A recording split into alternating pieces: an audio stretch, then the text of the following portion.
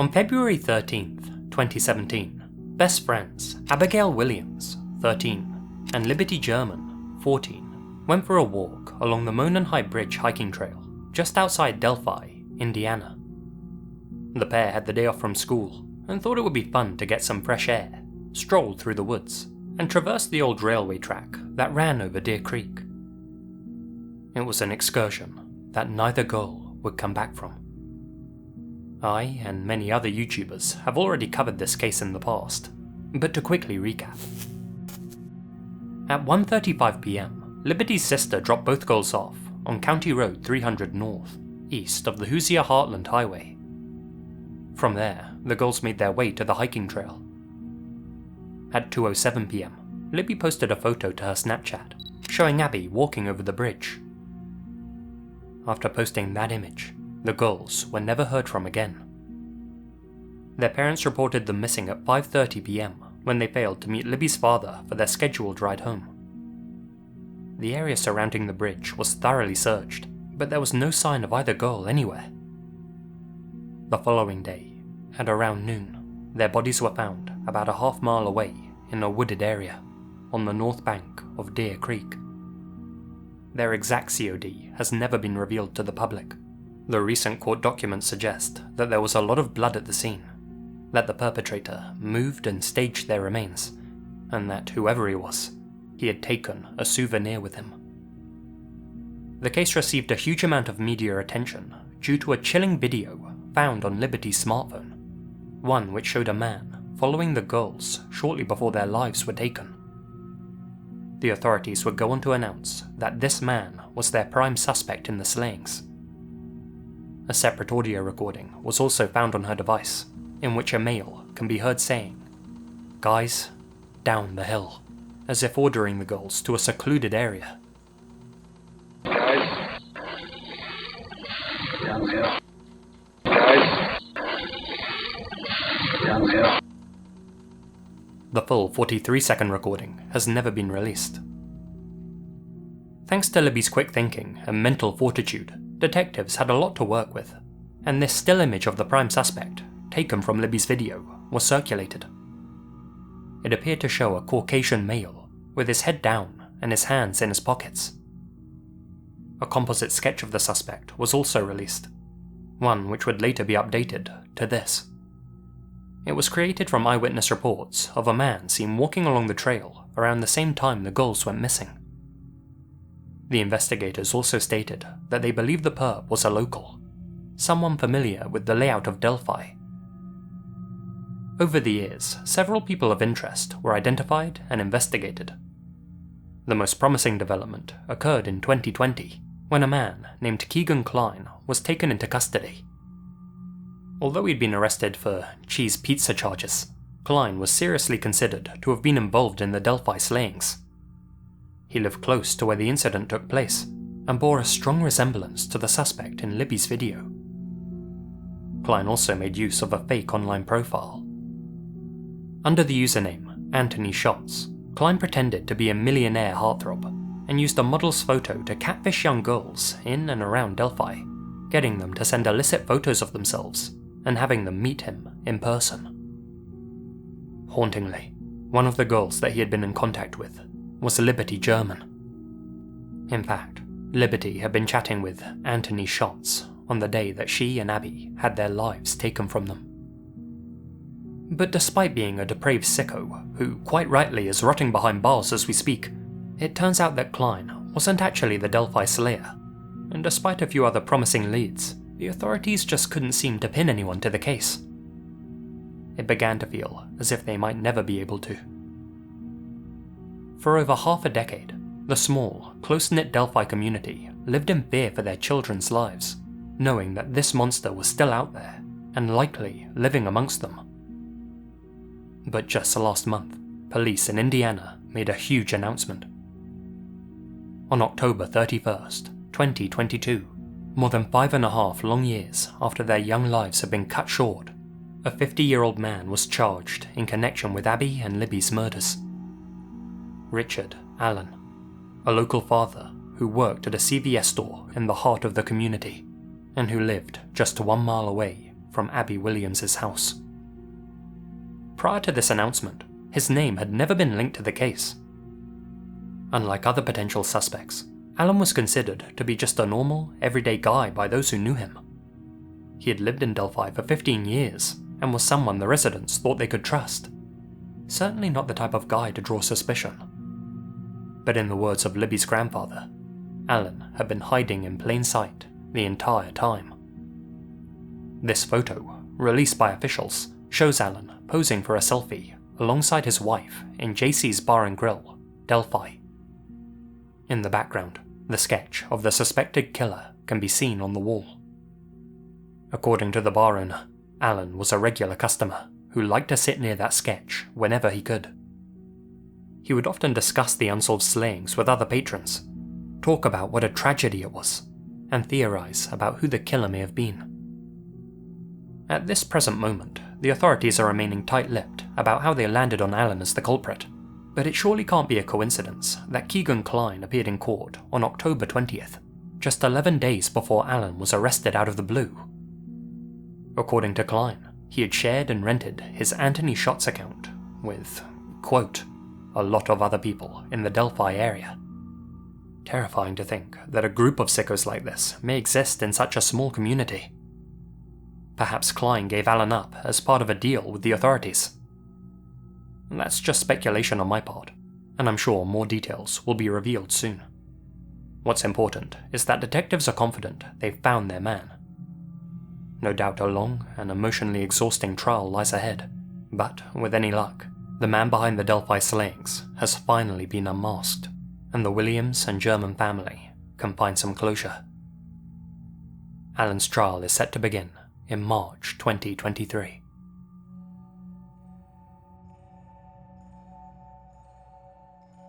Today's video is sponsored by Stamps.com. The festive rush is on its way, and for most business owners, that spells Christmas chaos. But it's not too late to get your holiday mailing and shipping under control right now with Stamps.com, the 24/7 online post office. Stamps.com lets you print your own official postage and shipping labels in seconds, so you can skip the chilly trip to the post office and focus on your customers and business. Their software lets you access all of the post office and UPS shipping services you need, and automatically selects the best delivery option based on price, package size, weight, and required delivery date. As long as you have a computer and a standard printer, you're good to go. And if you need a package pickup, you can easily schedule one through the Stamps.com dashboard. I love using Stamps.com because of the amazing savings I can make. Their service gives you access to exclusive discounts on UPS and USPS services all year round that you can't find anywhere else. With Stamps.com's Switch and Save feature, you can easily compare carriers and rates, so you know you're getting the best deal every time. And if you're running an online store, Stamps works seamlessly with all of the major shopping carts and marketplaces. Trade late nights for silent nights by heading over to stamps.com/lazymasquerade. Sign up for a special offer that includes a 4-week trial, free postage, and a digital scale. No long-term commitments or contracts, just hassle-free postage on demand. Again, that's stamps.com/lazymasquerade.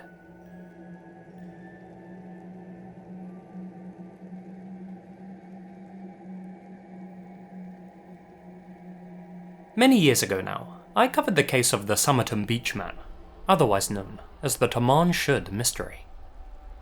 To recap, on the morning of December 1st, 1948, the body of an unknown man was found lying on Somerton Park Beach, just south of Adelaide, Australia. He had perished at approximately 2 AM that morning. Due to YouTube's strict guidelines nowadays, I can't show you photographs of the man's face after he'd been found, though if you want to check those out for yourself online, they're not horrific to look at or anything. But this plastercast gives you an idea of how his remains appeared, and this 3D reconstruction shows you how he may have looked during his life. The man was in his 40s or 50s, measured 5 feet 11 inches, and was well built and well dressed. Whoever this man was, he had clearly passed away in his sleep, with his head resting against the seawall and his legs stretched outwards. His COD couldn't be determined. He hadn't died of natural causes, but there were no signs of a struggle. It was strongly suspected that an undetectable poison was used to end the man's life.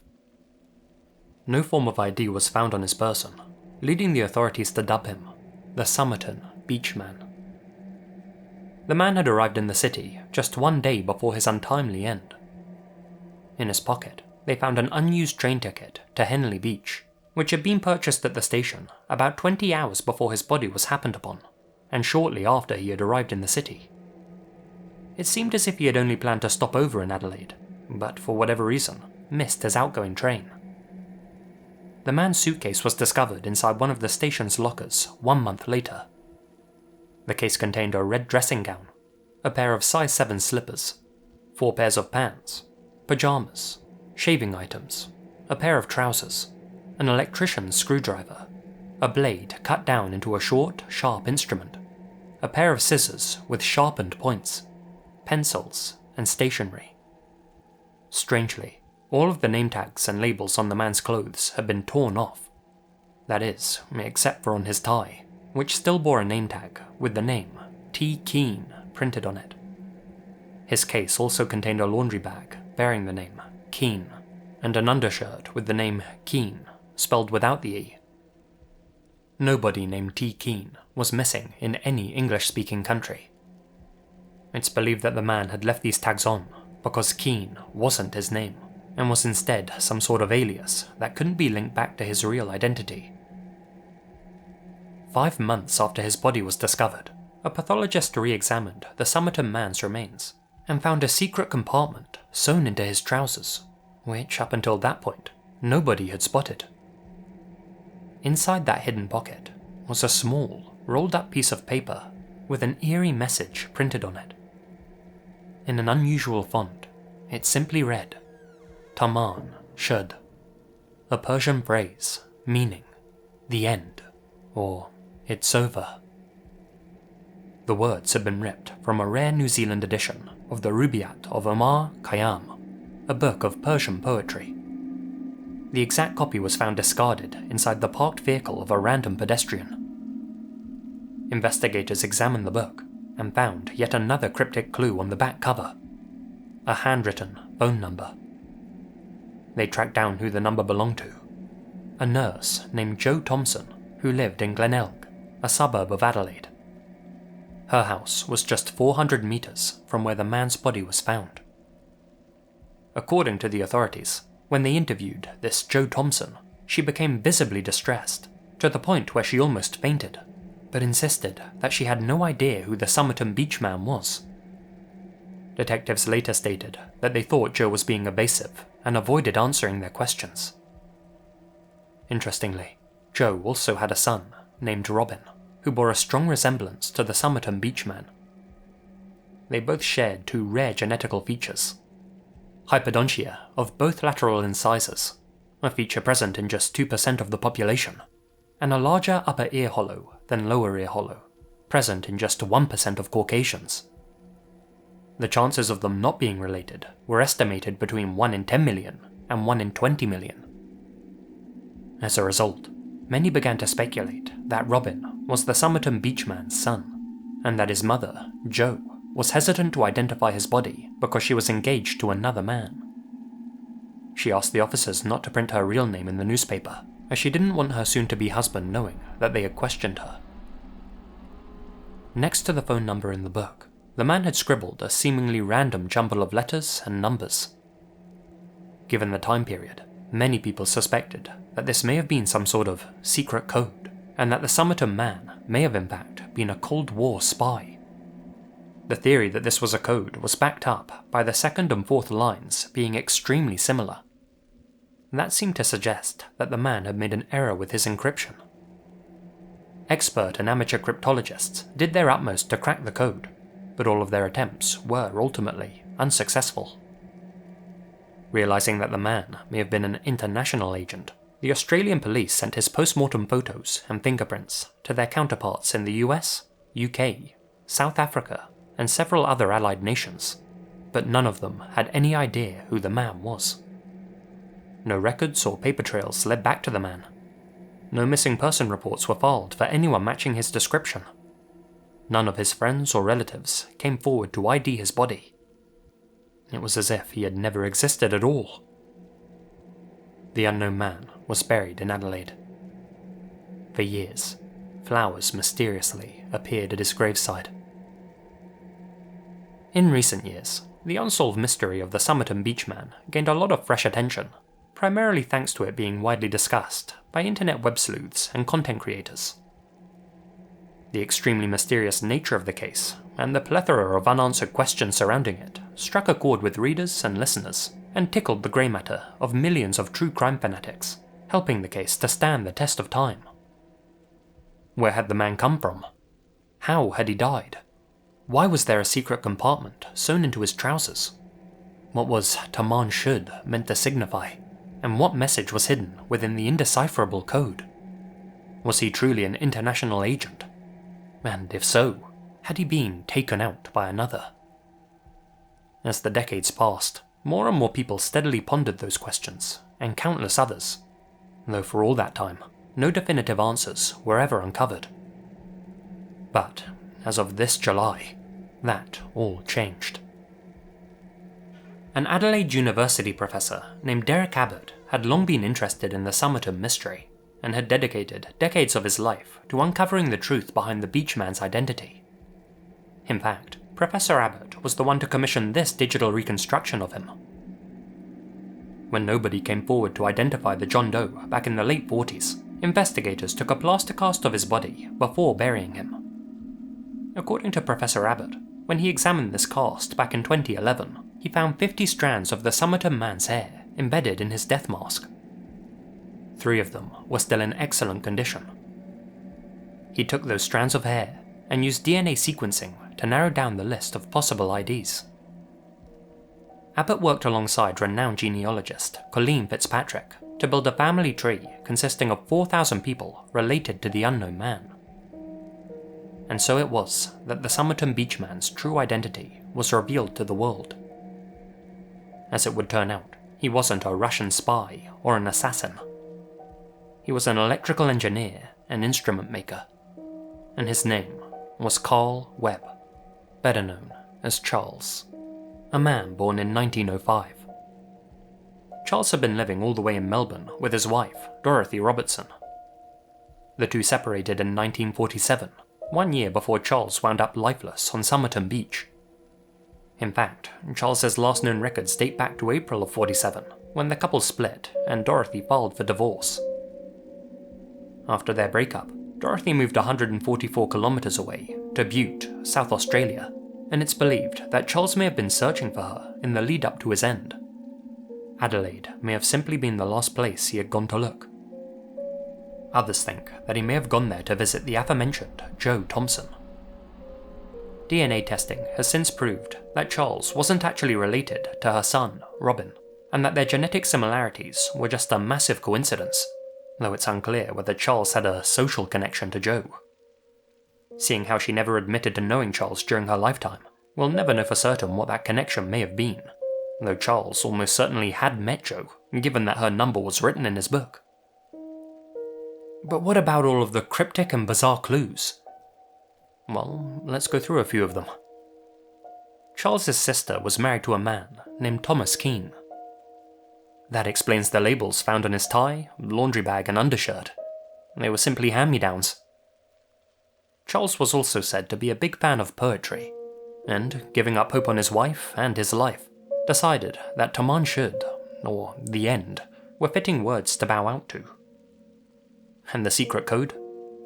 Well, we're not 100% sure, but as well as poetry, Charles's other big love was horse racing. It's believed that the letters may have corresponded to the names of horses he wanted to bet on. Unfortunately, all of Charles's still living relatives never got the chance to meet him in person, and don't have any photographs of him. But this image of his brother, Roy Webb, bears an unmistakable resemblance to the man found on Somerton Beach, as do these images of his nephew, John Russell Keane. So, do we have any pictures of Charles himself? Well, we know he liked to play community football, and it's thought that he may be one of the men in this photo, taken all the way back in 1921, though it's not clear which of these chaps is a young Charles Webb. Professor Abbott and his team are still searching for a verified photograph of Charles during his life.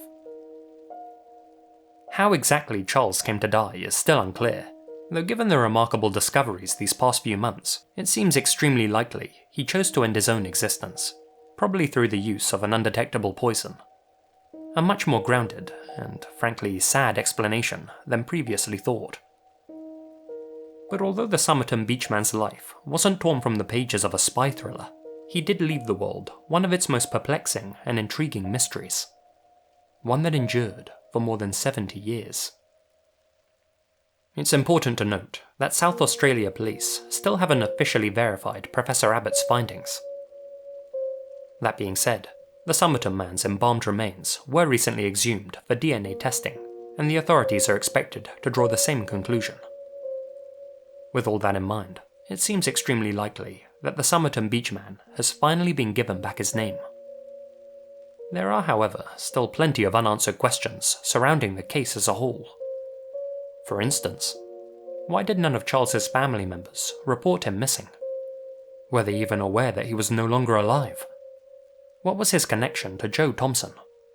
Why exactly had he come to Adelaide to meet his end? Some answers may come soon, said Professor Abbott. Some may take years, and some may never be answered.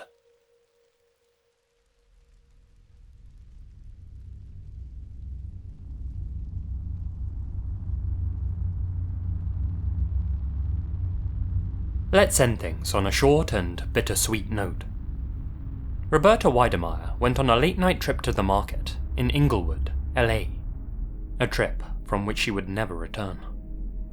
Her husband, Billy, and friend George scoured the entire neighborhood looking for her when they came upon her car at an intersection.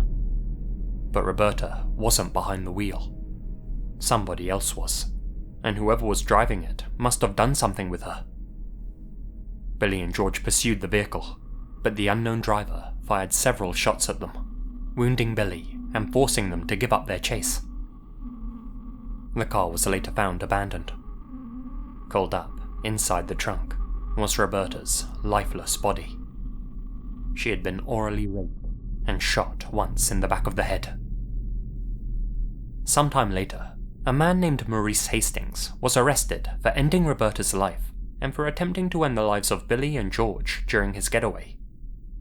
Maurice clearly fit the profile of the man responsible, though he vehemently maintained his innocence.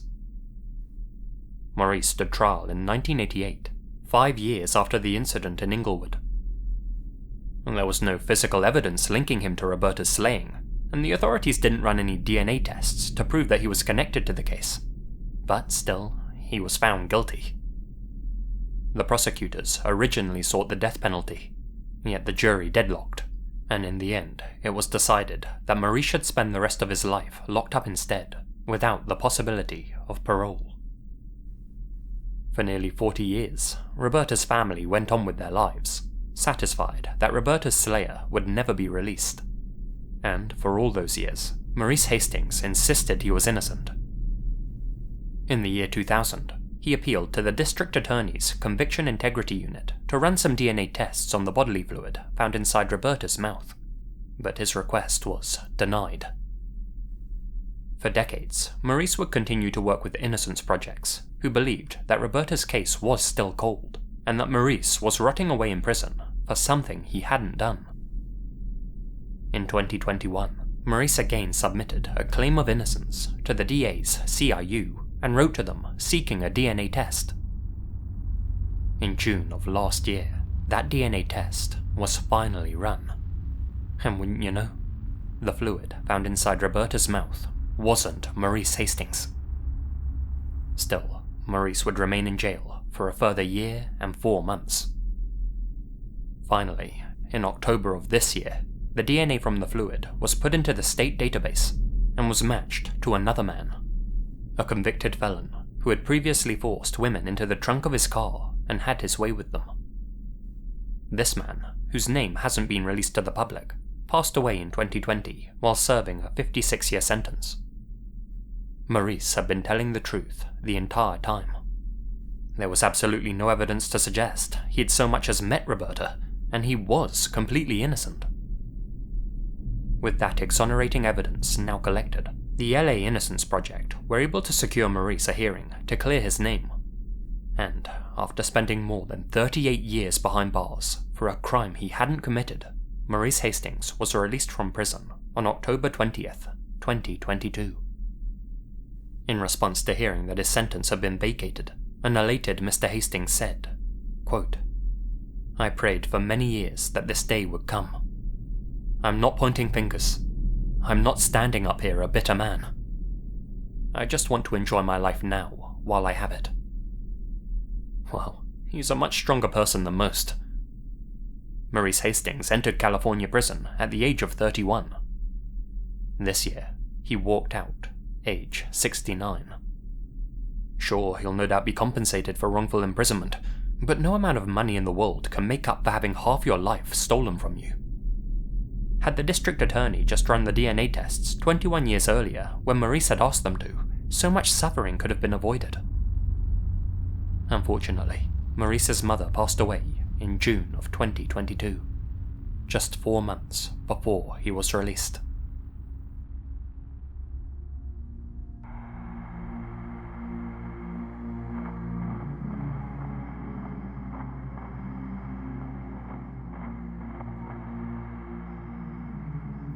Hey guys, Lazy here, and thank you very much for listening.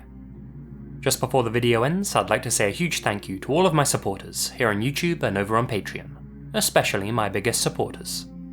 Shona Geisler, Lloyd Thomas, Peyton Trolling, Itai Alon, Torpid Chair 1139, Nephus 1988, Lydia Cumo, Jessie Jug, Clayton Thompson, Alex Greensall, Anja-Yekaterina Faustov, asiamina, Azrael Warakai, Chief Cochuaque, Colin Monsma, Connor Louthan, Doopsy, Dustin and Tiffany Vanderpool, George Lopez, Gina Valera, Gracearchie, Ian Biluck, JB Funk, Leonardo Martinez, Lyndon Witebski, Monica Mendoza, Philip Wester, Peter Loggeridge, Taylor&Monica Gruenk, The Only Dorita, Zane, Brad Hammer 33, Mrs. Yvonne Rankin, and the deck of cards. Thank you guys so much for your support. You all stay spooky. And remember, the best things happen in the dark.